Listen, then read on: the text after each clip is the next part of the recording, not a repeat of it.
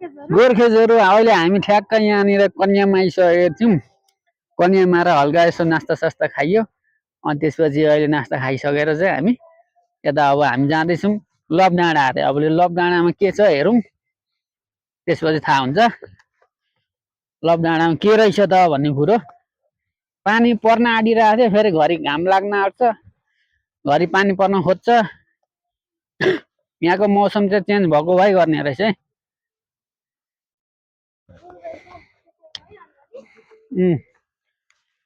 त्यहाँ फुलको बेच्ने होला नर्सरी।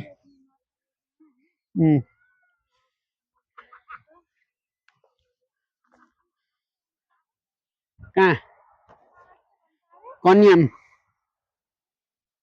इलाम कन्याम हो। फाइनली हामी कन्याम आइसकेका छौँ गोर्खेज।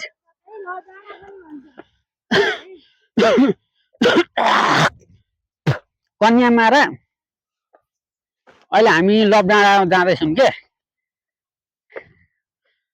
अब लभ डाँडामा गएपछि के रहेछ भन्ने कुरा चाहिँ उहाँ गएपछि थाहा हुन्छ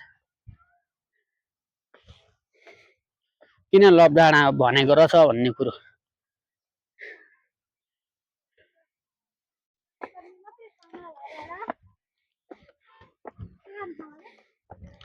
के थाहा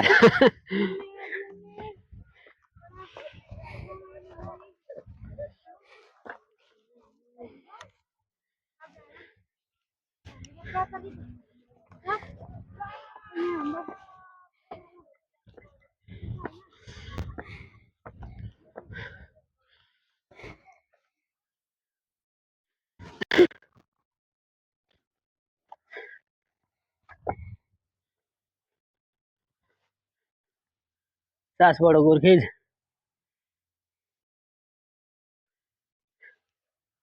कतै सासबाट